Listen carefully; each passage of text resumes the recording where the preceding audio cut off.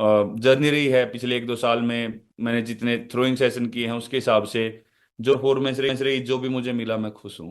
मुझे 1% भी ऐसा नहीं लगा कि नहीं हो सकती।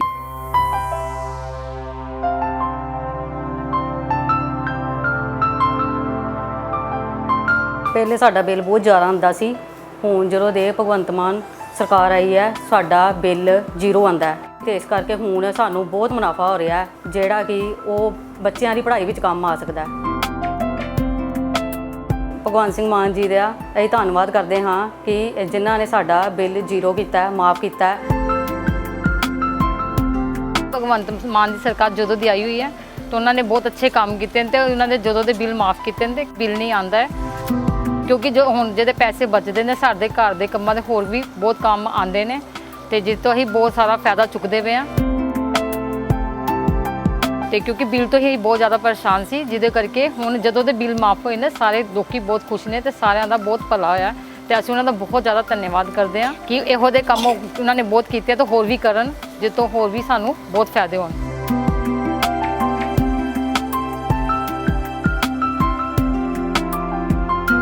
ਪਹਿਲਾਂ ਕਹਿੰਦੇ ਬਿਜਲੀ ਐ ਥੋੜੀ ਫ੍ਰੀ ਹੋ ਜੂ, ਮੈਂ ਕਰਤੀ ਜ਼ੀਰੋ ਆਉਂਦਾ ਨਾ ਬਿੱਲ। ਕਹਿੰਦੇ ਜਿਆਦਾ ਦੇਰ ਨਹੀਂ 2-4 ਮਹੀਨੇ ਹੋਊ, 2 ਸਾਲ ਹੋ ਗਏ ਬਿਜਲੀ ਦਾ ਬਿੱਲ ਜ਼ੀਰੋ ਆਉਂਦਾ।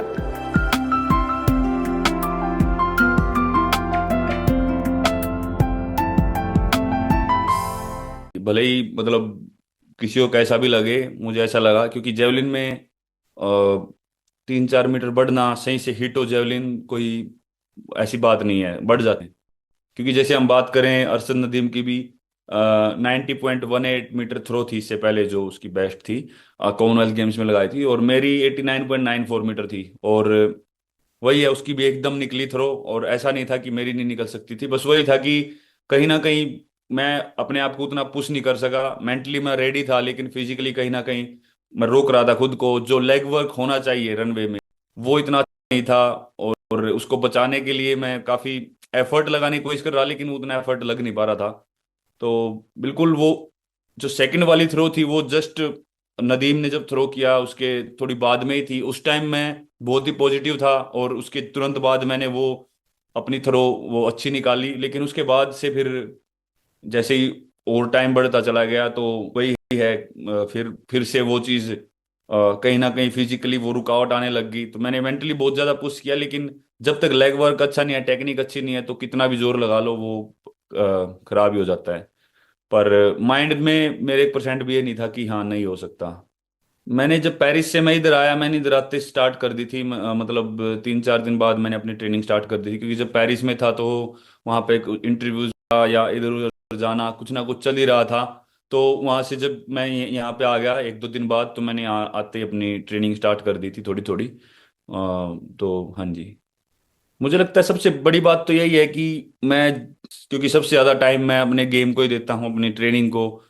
सबसे बड़ा तो रोल वही है कि हाँ मैं इंटरनेशनल लेवल पे परफॉर्म करूँ, ताकि इंडियन एथलीट्स का जो माइंड है वो खुले। और मुझे जो जो अभी तक फील होता आ रहा है वो एक सबसे बड़ा जो रोल है वो माइंड का ही है। अगर हम मेंटली बहुत ज़्यादा स्ट्रांग होंगे, मेंटली अपने ऊपर बिलीव करेंगे, तो कुछ भी हो सकता है। क्योंकि कंसिस्टेंट परफॉर्मेंस करना इंटरनेशनल लेवल पे और फिर उसको और ज़्यादा बढ़ाने की इच्छा रखना, वो मतलब मेंटली हो सकता है। क्योंकि फिजिकली हम सभी बहुत ज़्यादा ट्रेनिंग करते हैं, पर लेकिन मेंटली उस चीज़ को पुश करना और खुद को वहाँ पे बनाए रखना वो बहुत ज़्यादा ज़रूरी है। और मैं मतलब अभी के लिए तो मैं यही कर सकता हूँ कि मैं एथलीट से बात करूं और मैं अपनी परफॉर्मेंस दूं, ताकि उनको लगे कि हम भी कर सकते हैं। जब मैं दोहा गया था तो डॉक्टर्स ने सर्जरी बोली थी, बिल्कुल दोहा के अपना बिल्कुल वर्ल्ड चैंपियनशिप के कुछ महीने पहले। तो जैसे कि आप सभी को पता है कि मेरे माइंड में बहुत था मन में कि मेरे पास वही वही गोल्ड बचता था वर्ल्ड चैंपियनशिप का, कि करना है। और ट्रेनिंग चल रही थी वो बहुत ही जबरदस्त चल रही थी, और मेरी तैयारी थी वो भी बहुत अच्छी थी। जब मुझे वो ग्रोइन में दर्द हुआ, उससे पहले मैंने जो जेवलिन के साथ थ्रोइंग थी ट्रेनिंग में, वो बहुत ही अच्छे सेशन थे और बहुत ही अच्छी थ्रो जा रही थी, टेक्निकली भी और डिस्टेंस वाइज भी। तो मैं अपना काफ़ी अच्छी तैयारी में था, मेंटली मैं बहुत ज़्यादा खुश था कि हाँ सब कुछ ठीक है। लेकिन एकदम फिर वो इंजरी हो गई। फिर जो भी कॉम्पिटिशन्स में मैंने नाम दे रखा तो हमको वापस लेना पड़ा कि मुझे इंजरी है, तो ऐसे ऐसे करके, जो कि मुझे बिल्कुल लगता है कि मेरा बहुत मन करता है कि मैं खेल लूँ जाके। फिर उसके बाद जब हम वहां पे गए तो डॉक्टर्स ने बोला कि इसकी सर्जरी होगी, इसका कोई दूसरा वो नहीं है, या तो आपको सर्जरी करवानी पड़ेगी या आपको एकदम जैसे अभी लगा कभी भी पेन हो सकता है। ये सबसे बड़ा दिमाग में जो डर बैठा हुआ है यही है कि इसका ये नहीं पता कि कब पेन हो जाए, इसलिए मेरा माइंड, जो मेरी एनर्जी और मेरा दिमाग है, ज्यादा इसी के ऊपर रहता है कि इसको बचा के चलना है।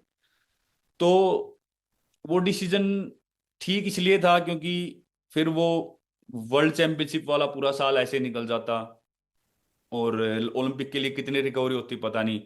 तो वर्ल्ड चैंपियनशिप तो हमारे लिए अच्छा रहा, गोल्ड जीता वहां पे, और उसके बाद फिर एशियन गेम्स भी काफी अच्छा रहा। उसके बाद जो सीजन ऑफ हुआ फिर भी इतना टाइम नहीं था कि मैं सर्जरी के लिए जाऊं और मैं पेरिस ओलंपिक्स के लिए प्रॉपर तैयारी कर पाता या उसको अच्छे से रिकवर कर पाता, तो उसके लिए भी इतना टाइम नहीं था। तो इसलिए फिर मैंने वही सोचा कि इसको हम जितना बचा के चल सकते हैं हम इसको उतना सेफ रख के चलें, और पेरिस ओलंपिक्स तक तो इसको हम ऐसे ही लेके चलेंगे और उसके बाद सोचते हैं। तो वही मन में था और मुझे लगता है कि काफी तक ठीक ठीक था, संभाला भी अच्छे से।